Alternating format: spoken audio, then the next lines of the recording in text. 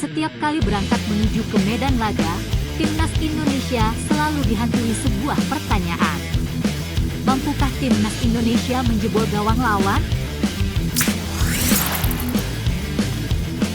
Sejak 1 dekade lalu, timnas Indonesia bagaikan ayam gagah yang tanpa taji.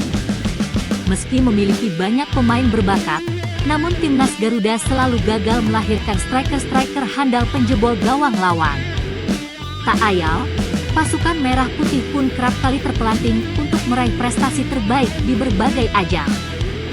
Stiker tajam timnas Indonesia. Jika dilihat dari rekam jejak hingga 15 tahun lalu, timnas sempat memiliki deretan striker menterang di Asia Tenggara bahkan Asia.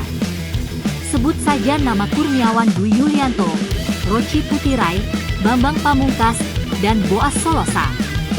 Bomber-bomber timnas itu subur dalam hal mencetak gol ketika membela negara maupun di klubnya. Kurniawan sukses melesatkan 33 gol ketika membela timnas dari total 200 gol di semua kompetisi. Roci melesatkan 17 di timnas dari total 313 gol yang dibuat di semua kompetisi. Depi menjadi pencetak gol terbanyak timnas dengan torehan 37 gol dari total 222 gol. Sedangkan Boas menyumbang 14 gol timnas dari total 226 gol di semua kompetisi. Lalu apa penyebab timnas Indonesia selalu gagal memiliki striker terbaik? Kalah saing dengan striker asing. Merunut masa dan usia, para striker gahar timnas Indonesia itu merupakan produk terakhir kompetisi era perserikatan dan masa awal Liga Indonesia. Pada masa itu, sepak bola Indonesia masih belum banyak mengakomodir pemain asing. Setelah masa Liga Indonesia tahun 2010, klub-klub lebih memprioritaskan penggunaan striker produk luar negeri. Tak ayal, lambat laun timnas Indonesia kesulitan mendapatkan striker dari produk kompetisi dalam negeri. Problemnya adalah di kompetisi. Kompetisi itu idealnya striker yang sekarang itu pemain asing, pemain lokal jarang. Kata Budi Sudarsono seperti dikutip dari bolasport.com. Setelah striker-striker timnas produk kompetisi lokal habis, praktis Indonesia mengandalkan striker naturalisasi. Dua nama yang melekat di benak adalah Christian Gonzalez dan Beto Goncalves. Namun sayangnya, dua nama itu menjalani naturalisasi setelah masa keemasan. Tak ayal, keduanya tak bisa mengangkat timnas ke level yang lebih tinggi. Kecerdasan pemain. Posisi striker memang bukan posisi yang mudah. Selain bertugas sebagai penentu di depan mulut gawang dan dituntut untuk mencetak gol, seorang striker harus pandai dalam mencari posisi kemana bola akan jatuh. Belum lagi postur dan fisik yang kuat untuk menghadapi pemain bek tengah yang memiliki postur kuat dalam melakukan duel.